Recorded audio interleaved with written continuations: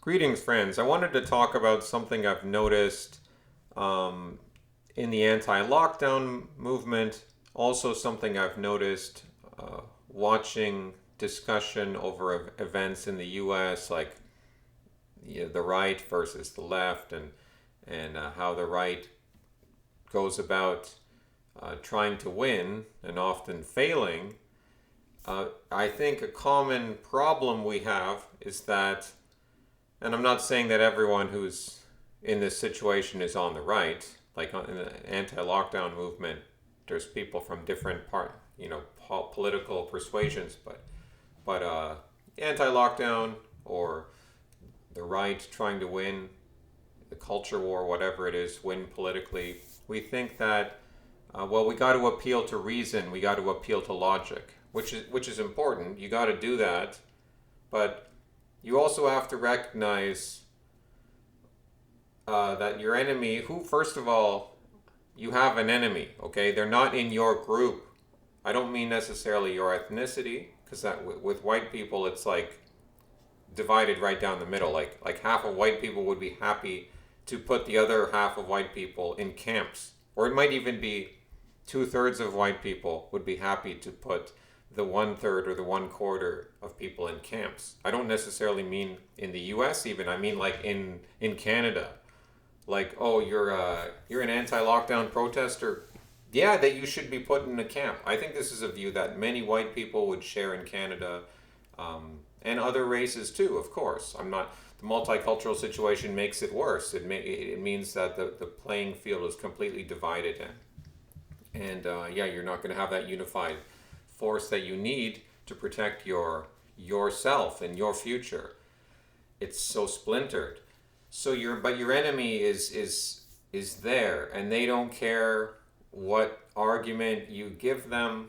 They don't care about your facts. I mean, this is like an old talking point, feelings don't facts don't care about your feelings.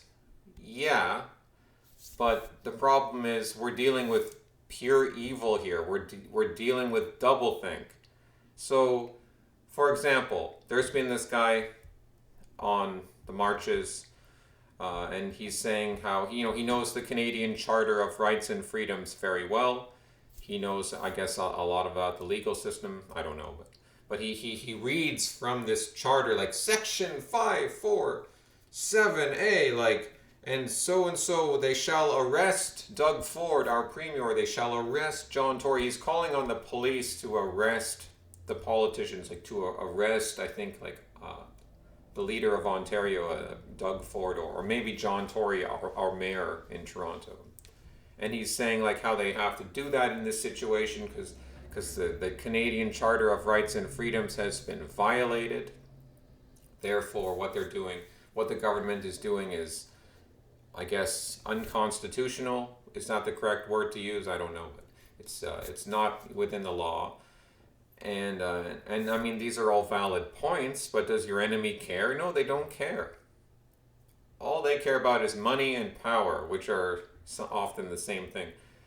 And in the States, like, people think, the stuff that I'm not allowed to talk about this on YouTube, but that event that happened in the first, somewhere in the fall.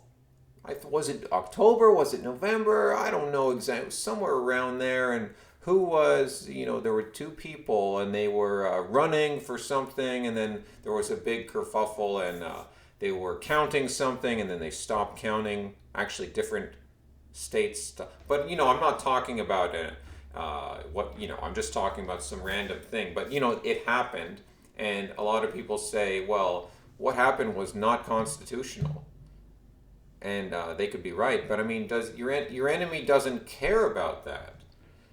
So I saw some QAnon channel X22, and it's like the guy's making good points. Like, I never believed in Q, but they got some people saying on channels that would be like, there's going to be all these arrests and all that, because and they're so certain that these people have done all these crimes, and it's like, well, yeah, they have, but like, so what?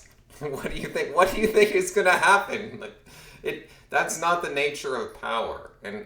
And so yeah, that's basically what I would say is just, you know, appealing to reason. All that has its limits, that has its bounds, and appealing to making a reasonable argument. Yeah, you have to win over people on the fence, but most people, they don't care. The leaders don't care. They work for corporations who don't care about you. That's the other thing. Like, our politicians, like, they're they're not really in control. They're just kind of like administrators, and they work for the whoever owns them, which is the banks or whatever, the money power. They're owned, and they're in debt to them. So this is what it's all about. And this is why people talk about lawfare. You got to engage in lawfare. But that takes money because you got to sue, litigation. You got to sue people, and there's that. But even then, you don't know what could happen because they could just like, it depends on what judges say, and judges are politically motivated, as you may have found out in the States. They're owned, they're bought, they're blackmailed, or like this would apply to so many people in politics. They're all crooked. So and also don't look for a reasonable narrative in the media either. Like, obviously, I always say the media are a disgrace. Like, don't take them seriously at all. But what's the point in now? Now the Canadian government is saying that they want herd immunity from having people take a Vaseline. But back in the springtime, you couldn't even mention the word herd immunity. Because if you mentioned herd immunity, then you wanted to kill grandma. So, and now they're talking about herd immunity. Like, give me a break, buddy. Like, you can't take that seriously. And so a lot of this stuff is don't fall into the trap of thinking that there's something they want. There's nothing specific they want. What they want is more, more, more. That's what they want. More power, basically. More personal influence, more money. A lot of it's the corporations want more money. And, you could think more about what is the global reset, all that stuff. But really, I don't think, it might not even be such a specific thing as it's just more power for them, more control, less for you, less of a life, less of a future for you. That's basically what they want: your money and your house and all your belongings, maybe your body too, maybe your organs or something. They want it all. So what are you going to give them? Where are you going to draw the line? What kind of a life is worth living? But don't think that the media, like, there's some narrative that they're reporting what the government says that they want. I mean, they continuously gaslight us. They continuously move the goalposts, continuously change what they say they want, they say what we need, they say just all sorts of judgments and, like, reshaping reality constantly. What they want, and I'm not trying to, everyone talks about 1984, George Orwell. Everyone talks about that. But they do want doublethink. And some people say it's even intentional to how they flip narratives from one thing to another, like how there were the protests in the summer with BLM, thousands of people coming out, thousands and thousands, and supported by the media, the police, the governments, like, to the point where police officers would be kneeling for them and all this stuff. Huge masses of people. And now arresting protesters. Today, they were arresting people at Yonge-Dundas. They arrested 10 to 12 protesters. So they let some of them go. Some of them they have not let go yet. So this is a dark day for Canada. This is a new level. This is like the sort of stuff that's been going on in parts of Australia and London, or in England, UK. Now it's happening in Canada. Like, it shouldn't be that surprising, but it's a new low. It's a police state now. Like, I could have been arrested, but luckily I wasn't, but that could happen eventually.